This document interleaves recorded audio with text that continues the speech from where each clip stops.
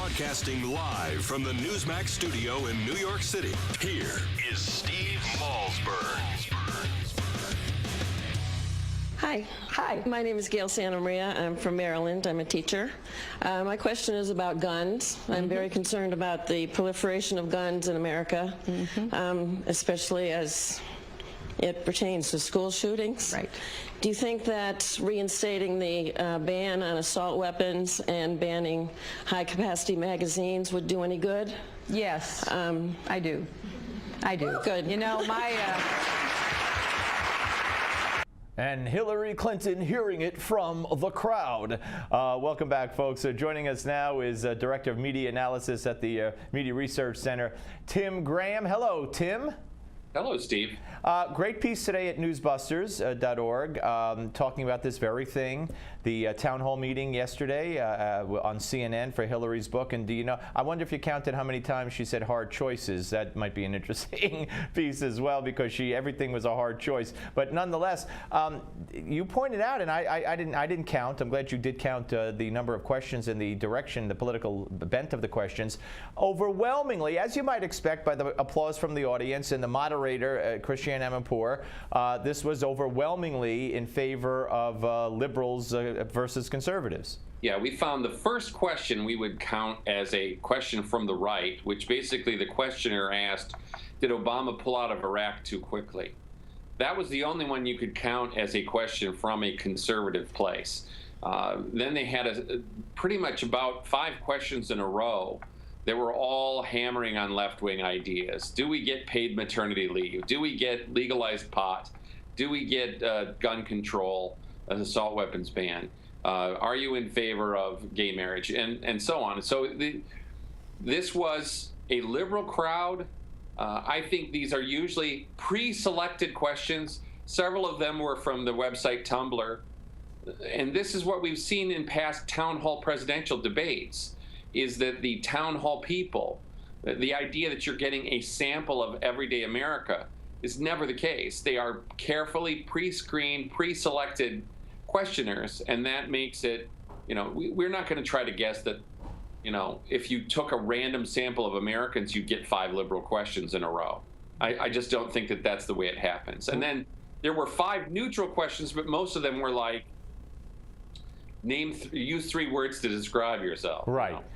You know, and CNN, and the couple of times I heard it promoted by the hosts that where I had the sound on, usually I watch all this with the sound off, they said no holds barred, everything goes, no limitations on questions, and I was wondering in advance of it, wow, how are they going to do this? You're just going to call on random people? But obviously that wasn't the way it happened. And Christiane Amanpour, you know, do you think people who are against Obama's policy think it's racism? And that led Hillary to say that the opposition to her, much of it was sexism, and then it was back to, but do you think you know, the people who hate Obama are racist? And you know, I mean, what do you think the purpose of this town hall meeting was for CNN?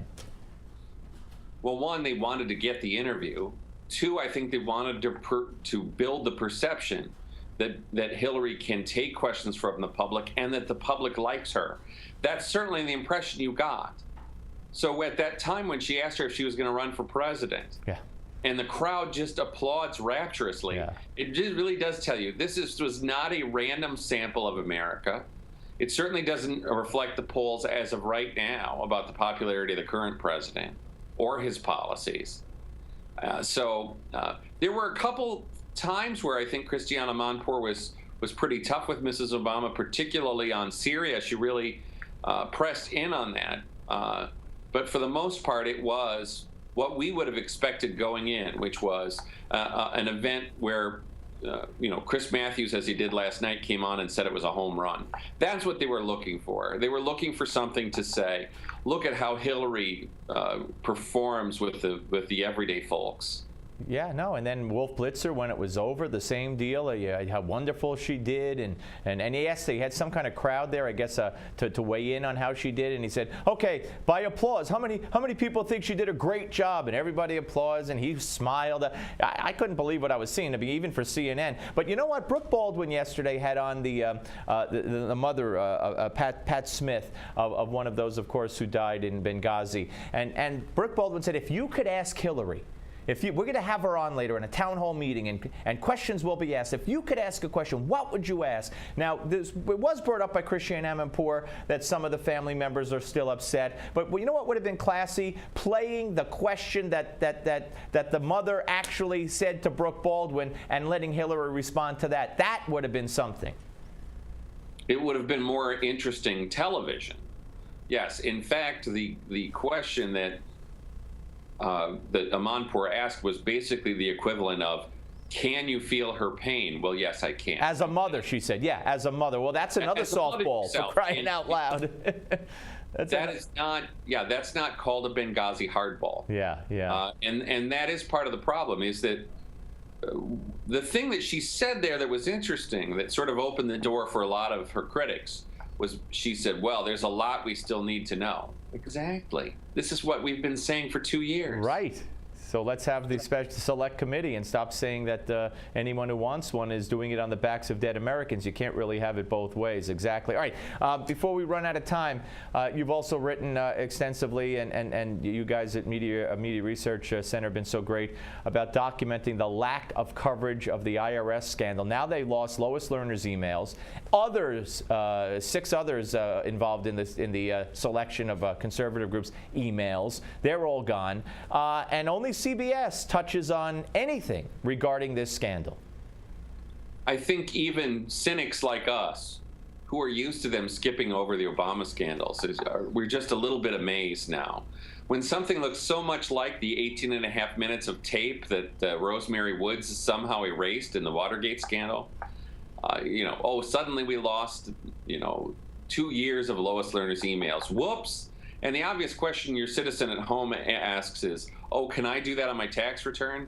Sorry, IRS, I just seem to have lost 2 years of documents. I'm sure that'll be all right with you. Yeah. But yeah, the networks haven't really been doing this other than CBS. And, so last night, CBS did it, and the others were doing stories on, is your dog a bully? I love when you guys point out what they did have time for in the absence of the IRS scandal. Tim, it's always great to talk to you, sir, and check out Tim's work at newsbusters.org and the Media Research Center as well. We'll speak to you soon, sir. Thank you very much.